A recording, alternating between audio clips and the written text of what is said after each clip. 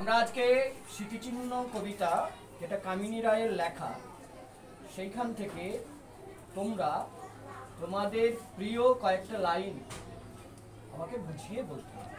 Sir এই পংক্তিটা থেকে আমি এই অর্থ বা এই পংক্তিটা থেকে এই ধরনের প্রশ্ন আমি তৈরি করেছি। আমি আজ ব্যাখ্যা করব মুড়ো ওরা ব্যর্থ মনস্কাম এই লাইনটি। আসলে কবি এখানে বোঝাতে চেয়েছেন যে যারা অহংকারী ধনী ব্যক্তি, যারা ইষ্টক প্রস্তরের মাধ্যমে স্মৃতিসৌধ নির্মাণ করে চিরজীবন মানুষের হৃদয়ভূমিতে স্থান করে নেবে, কিন্তু সেটা কালের সময়ের মাধ্যমে সেইটি কিছুদিন বাদে ধ্বংস হয়ে যাবে।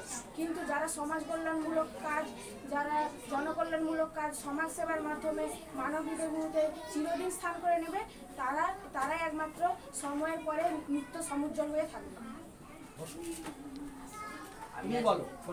আমি আজ ব্যাখ্যা করবো ওরা ভেবেছিল মনে আপনার।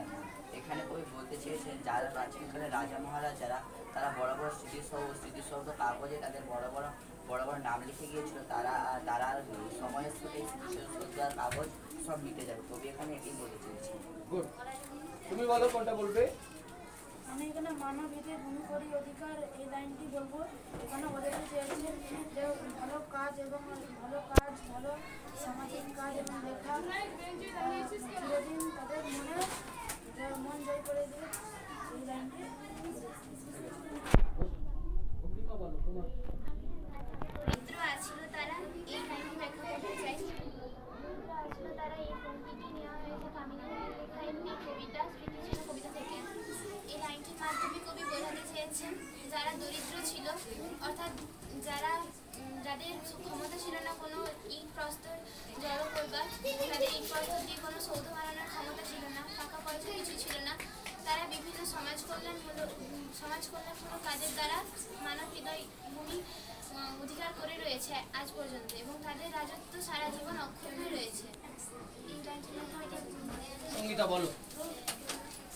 কামিনী রায়ের লেখা স্মৃতিচিহ্ন ভূমিরাই প্রস্তর খুঁজছে প্রস্তর করে এই লাইনটি আমার পছন্দ। এই লাইনের মাধ্যমে কবি বলতে চেয়েছেন যে যারা অট্টালিকা বিভিন্ন স্তূপ নির্মাণ করেছে তাদের সেই স্তূপ অট্টালিকাগুলো সময়ের স্রোতে ফেসে গেছে, প্রস্তরে করে খসে পড়ছে।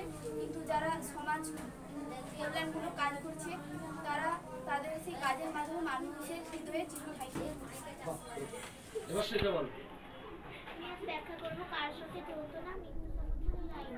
এই লাইনটির মাধ্যমে কবি কামিনী রায় বোঝাতে চেয়েছেন যে যারা বিভিন্ন অট্টালিকা নির্মাণের চিরকাল সমুজ্জ্বল থাকতে চায়, কিন্তু তারা সমুজ্জ্বল থাকতে পারে না। যারা মানব জনকল্যাণমূলক কাজের মাধ্যমে মানুষ হৃদয় চিরকাল রয়েছে, তারাই অমর হয়ে থাকবে। তাহলে আমরা ক্লাসটা শেষ করব এইভাবে, যেখানে দুটো বিষয়। যারা ধনী লোক তারা ভেবেছিল যে স্মৃতিসৌধ গড়ে অমর হবে, আরেক দল যাদের পয়সা নেই, যারা গরিব আপামর জনসাধারণ, তারা জনকল্যাণমূলক কাজের মাধ্যমে মানুষের হৃদয়ে বেঁচে। কবিতাটা অসাধারণ কবিতা, তোমরা খুব সুন্দরভাবে বললে। ঠিক আছে, পরের দিন আরো ভালো করে তোমরা বাড়িতে এই কবিতাটা এবং কবিতাটার যে ভাবার্থ সেটা। ঠিক আছে, থ্যাংক ইউ।